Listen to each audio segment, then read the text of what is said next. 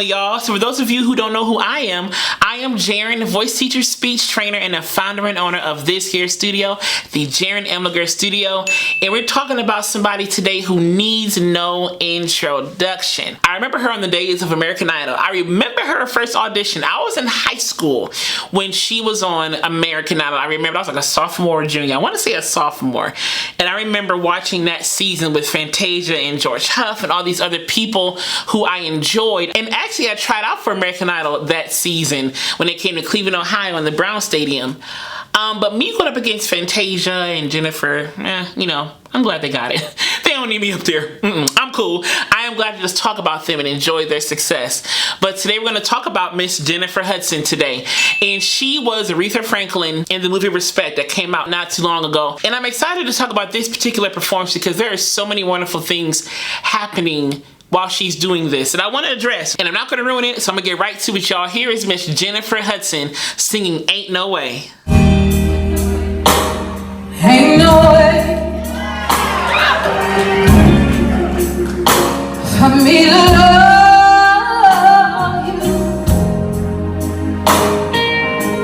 if you won't let me. If you heard at the beginning of this song, she said, ain't no way.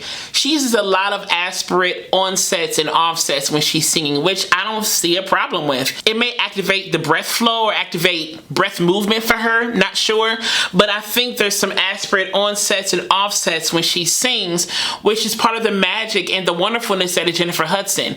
And I feel like the aspirate onsets and offsets and stuff like that kind of gives her voice some cool colors because it kind of helps her to taper on and taper off, if that makes sense. Kind of taper on vocally and then taper off vocally. And I feel like each taper on both ends has that aspiration, that breathiness that we kind of hear doing here. For me to love you, not for me, for me. Almost F-U-H, for me. For me to love you. So was it for me to love you?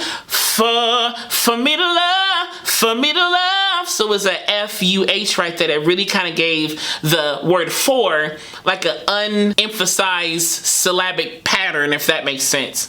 So it's for me to love you, you know? She does that a lot also with her singing. She kind of emphasizes certain words and comes off of certain words. I think it's great. Ain't no way for me to give you all you need. So Ain't No Way had a little more weight. She also has a very heavy, powerful voice. She has some weight on that ain't no way right there in that second line. And then the for in the second line after that first phrase, ain't no way, she had a lot of more breath. Fuh. Once again, I feel like there's some activation in the breath, how she pushes the breath out there. It's kind of like the airflow being started when she sings. Okay, I can dig it. If you won't let me give out, If you won't, had a little more of a higher tongue, had a little more forwardness. They all had a little more weight to it by way of the cricoid tilting just a little bit. She has a wonderful heavy belt. We all know that. She has a wonderful heavy belt that she has manipulated and used in such a great way. It's earned her some Oscars and some Grammys and stuff like that. So clearly she's doing something right, you know. But anyway, so that all has some weight to it. She kind of took that cricoid just enough to get some weight to that all, and then came off of it, of me, a little more heady, a little more lighter in that part, you know.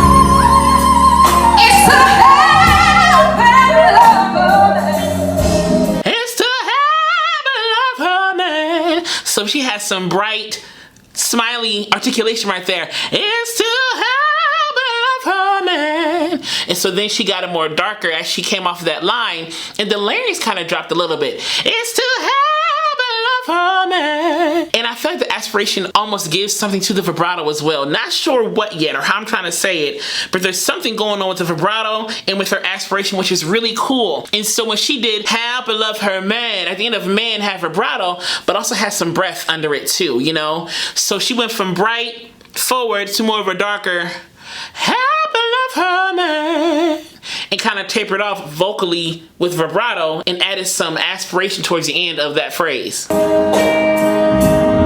that's the way it was planned.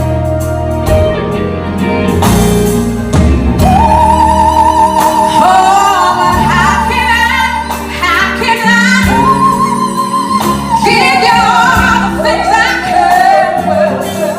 give you all the things I can? Well, give you all the things I can. Bright, darker. Well. She moves her larynx as well as her articulatory muscles almost together. They almost go in sync sometimes when she sings, and particularly this song. The brighter she goes, the higher the larynx goes. When she gets darker, she drops it just a little bit. And it's not a big drop. It's not a down here drop, you know, but she's definitely maneuvering all of this stuff, even in here, to really color and shape her vocal lines. If you're hanging above my head, it ain't no way,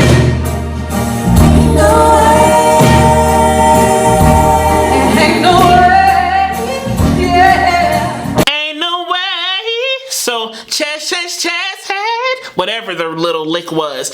But she shifted clearly from more of a chestier spot to a headier spot. And so she's really maneuvering through her registers very seamlessly too. You hear the color change because once again, register changes are a result of the vocal vibration pattern changing from thicker to thinner. So you're gonna hear a difference. It's okay.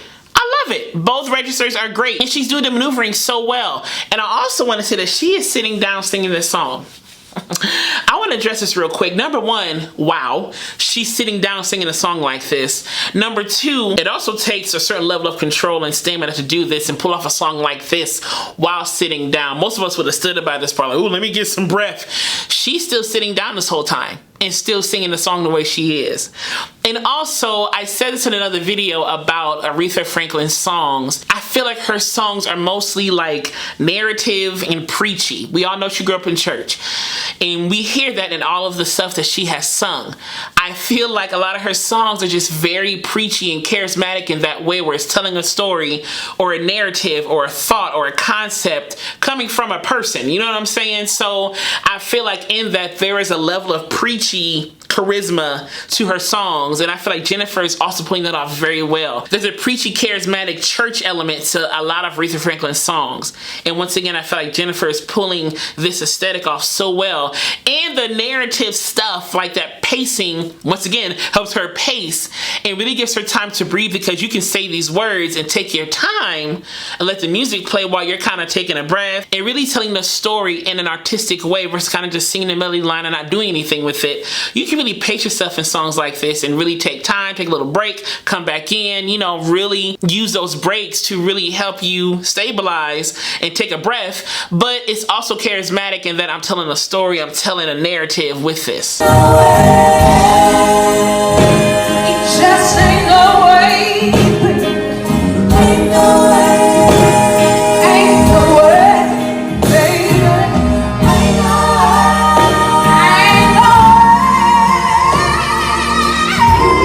So that had a little more weight to it. There ain't no way. But also had a higher tongue as well. So it had a little more weight, a little more thicker folds, higher tongue, maybe some twang in there, maybe some forwardness in there. There was forwardness in there, but I'm saying maybe some twang brought that forwardness. Because there was a rising of all of this when she did Ain't No Way. So it probably was narrow AES, which is area epiglottic sphincter. I'll discuss that later. There's probably some twang in there, some forwardness in there, and she really brought everything up, but still kept the weight of the thicker folds, so it still kept that power that we all know her to have, you know? So that four was fa, not fa. Fa me instead of for me, fa me. But it still had that air activation, that aspirate activation, even on a consonant. Fa.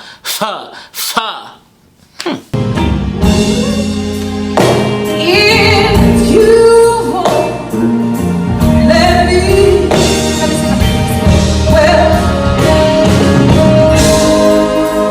stop trying to be someone you're not.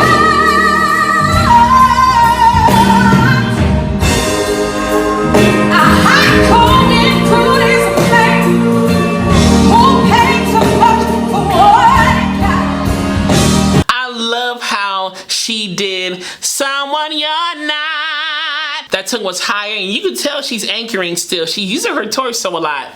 Even though she's sitting down and moving around, you can still tell her torso, her breathing muscles are engaged as she's singing this part. Really this whole song, but specifically this part.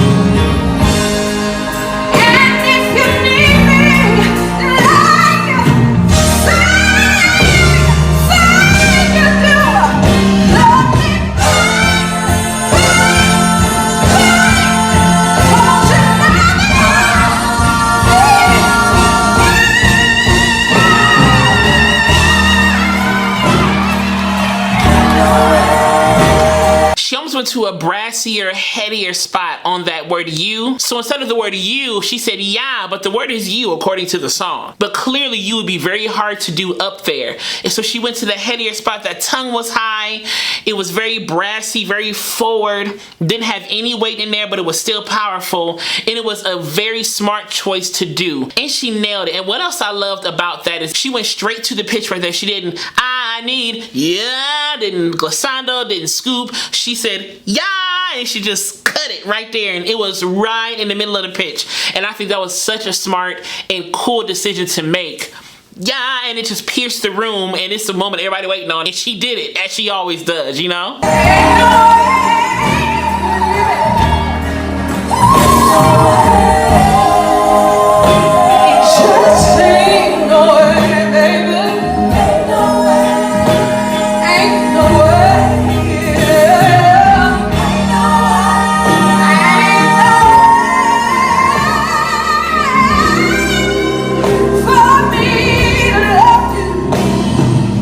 Shift in color on that way.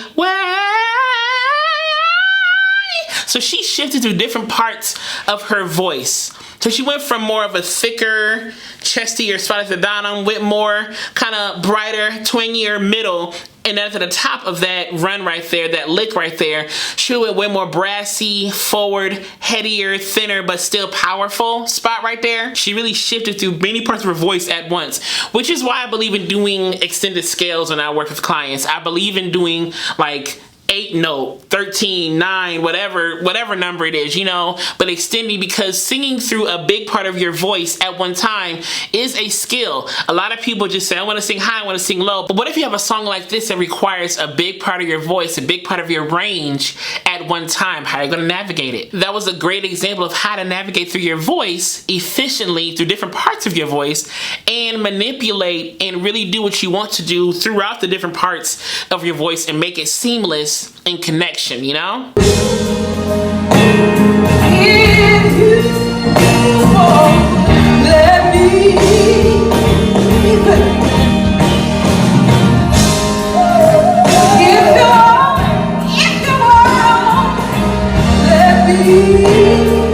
if you won't let me, so that jaw's in there a little bit, let me, there's a little puckering, a little rounding of the lips, if you won't let me, and a little dropping of the larynx too.